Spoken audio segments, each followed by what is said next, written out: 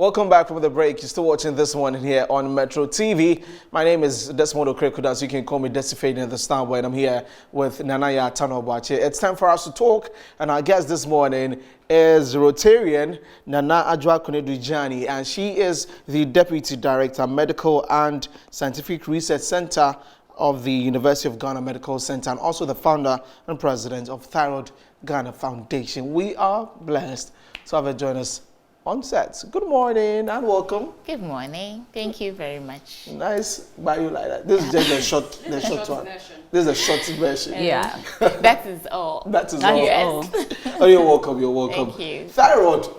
When you walked in, I was talking about it, or before we were talking about it, and I said I hadn't heard it before. Oh. Yeah. So now just break it down for us. Nana said she hadn't read about it, but it was so medical. You know. I know of the thyroid gland, but the diseases. Oh. So there's the thyroid gland. I didn't do science. I was just kidding. So just tell us more about thyroid. Okay, so the thyroid gland is a butterfly-shaped gland right below the Adam's apple. So it's like that, and it's below the Adam's apple. You know, men Adam's apple protrude. Women, we also have it. It's just a cartridge, and then it's below it, so it's like a butterfly. It has two loops, and the middle is joined. So you see how butterfly looks like. Yeah. That's exactly the anatomy of the thyroid gland. Okay. And it does a lot of things for the body. Tell us the overall thing that it does is it helps with the body metabolism. So when we talk of metabolism, when you eat, for the food to digest, for your system to work well, it depends on the thyroid gland. The thyroid gland produces a hormone which we call the thyroxine. So the thyroxine is what other hormones, all the other hormones in our body, the hormone that makes our eyes see, the hormones that make our brain function, all those hormones pick its strength from the liquid that the thyroid gland produces, the levothyroxine, to function. That's quite an important, it's extremely important. So some babies are born without it. Yes, 1 out of 4 million babies are born worldwide without a thyroid gland. Some of them, 1 out of 4,000, who are born with it, but it's not functioning. Okay. But if it's detected early, the baby will be able to be put on an artificial, the liquid that I'm talking about, that it produces, so that the brain can function well, the baby can grow. If you don't get the hormone, the liquid that it produces, your nerves will be very weak. You know, sometimes we have babies that we say that this baby didn't develop well because of this, because of that. Sometimes the thyroid gland is not working, or it's not even there at all. And mostly in our part of the world where we find ourselves in Africa, we don't test our babies when they are born for congenital thyroid diseases. Out there, it's compulsory. When the baby is born, they take a sample from the foot of the baby, a small blood, and put it on a paper and test it to be sure that your thyroid gland is working well. But in our part where we find ourselves, we don't do it. Is it that there are some machines that need to be No. used? The machines are here, but the test is very expensive. Oh, okay. It's expensive. So the foundation is advocating that if you're a mother and you wish well for your child, when your baby is born, tell the hospital, please can you check if the thyroid gland is working well? Because sometimes we don't see it later, then we realize that we say that this baby is autistic, some of the babies that we call them autistic with all those other malfunctions, when they grow up, sometimes it's from the thyroid gland. It's not functioning. So if it's not functioning, their brain will not be able to develop. They will not be able to work. They will have muscle weakness. So some of them will not be even able to walk at all. Yeah. And then they develop all sorts of other features. You know, sometimes you see a baby, their eyes are protruding. Some of them, their head becomes big, but they don't have a tumor in the head. The brain is not really working. And when your brain is not working, you are like a shouldn't it be mandatory for all these checks to be done? It's expensive, right? And the hospitals, you see, we have Ghana Health Insurance. Let me take that for instance. It doesn't cover a lot of things that is done at the hospital. And an average Ghanaian, I mean, we are able to cough out when we are sick. But to check things like that, I'm not sick, why should I pay that over amount. 500 cedis? And I was going to ask how expensive, if you could, so it's over 500 cedis? It depends on where you are doing it. Okay. So it's the minimum 500 up to 1,005 in between. Okay, that's serious. But then, and then it's not all the hospitals that do it. So they'll take the sample and send it to an accredited facility who has the machine to be able to do different lab. Yeah. Now let's check an adult who has, we all have, but it has a problem. It has a disease. Tell us about that one. Okay. So the birth of the Thyroid Gland Foundation came up because I had a thyroid disease. Okay. Right. And then, as at the time I had it, I was in Ghana. And that time I was working with the biggest hospital in Ghana. But it took almost 8 months before I was diagnosed. I lost weight.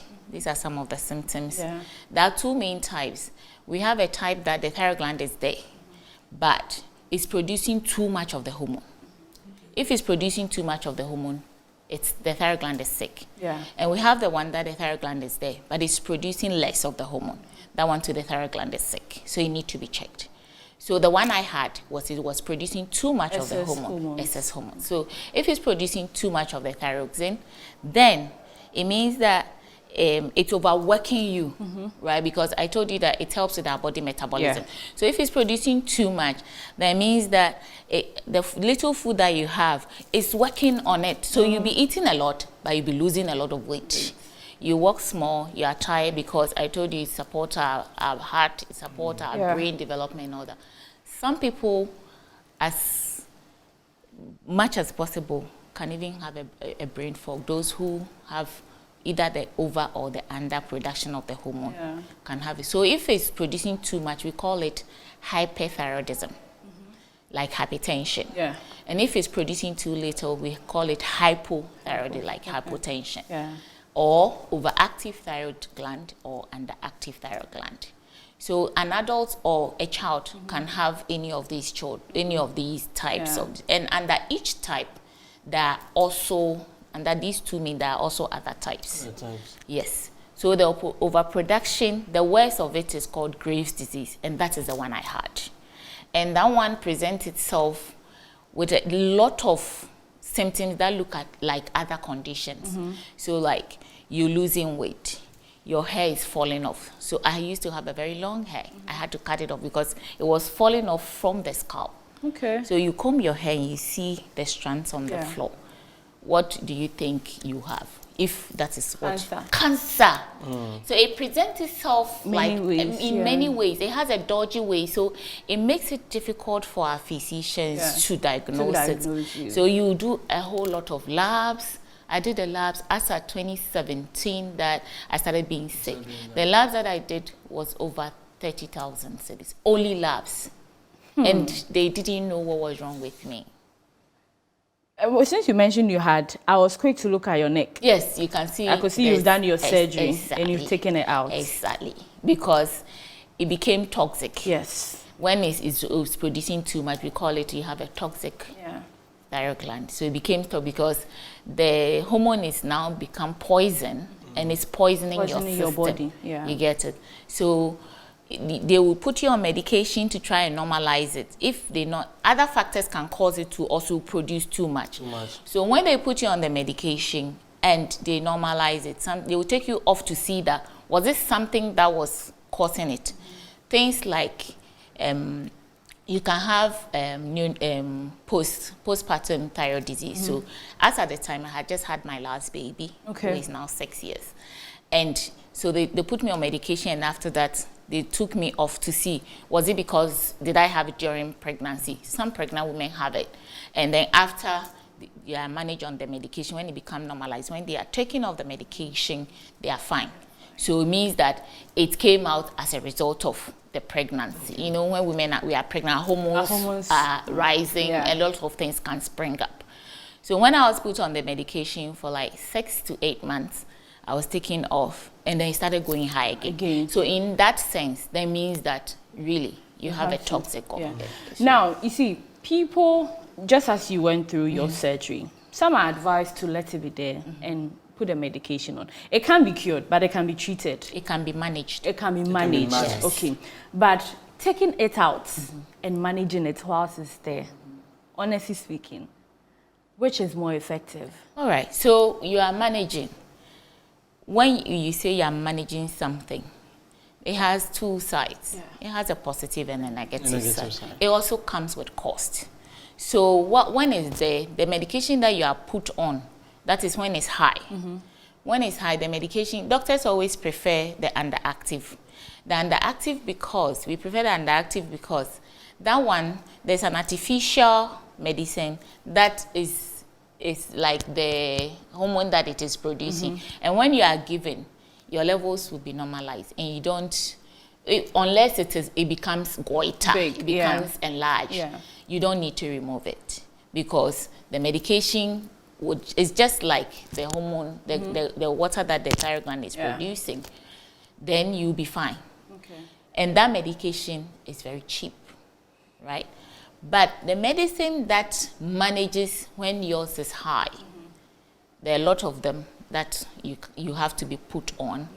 And a month supply, that's even if you are put on the minimum dosage, a month supply of it is almost 1,000 cedis.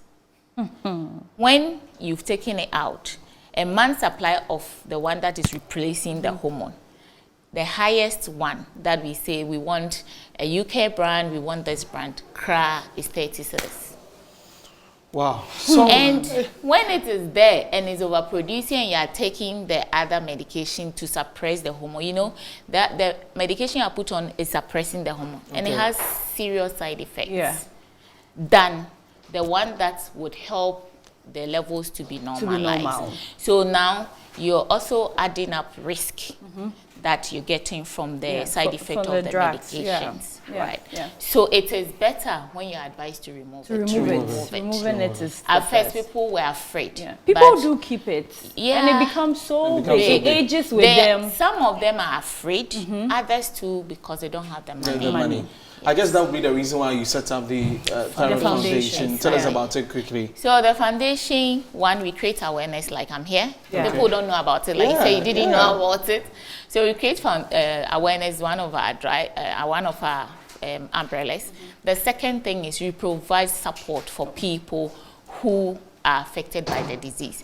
Some of the supports we are currently even doing with, we have a collaboration with, God planted me at UGMC for a purpose to help people who have, so the CEO of UGMC, Dr. Darosase, last year when it was, every May is World Thyroid Awareness Month. So I wrote a letter with the help of the board chair, Professor Ikumi, who was the former provost of College of Health. I used to work there. So we wrote a letter to him that we want to collaborate with them, because a lot of people, because of COVID, who needed surgery had been put on hold at the various hospitals, Kolebu, Rage, and all that. And the foundation, when we go out there, we meet people, we go to churches, we go to a lot of places. People come to us that, oh, I was put on hold and I need to remove it. The second thing too is I don't have the money. So we wrote a letter to collaborate with them for them to give a subsidized amount on the surgery. And last year they gave us 20 people paying 1/3 of the full amount. Yes, which was 2,000 cedis. Okay, that's good. Even with health insurance at other hospitals that does the surgery, you will not pay less than, after health, you not pay less than 4,000 cedis in addition.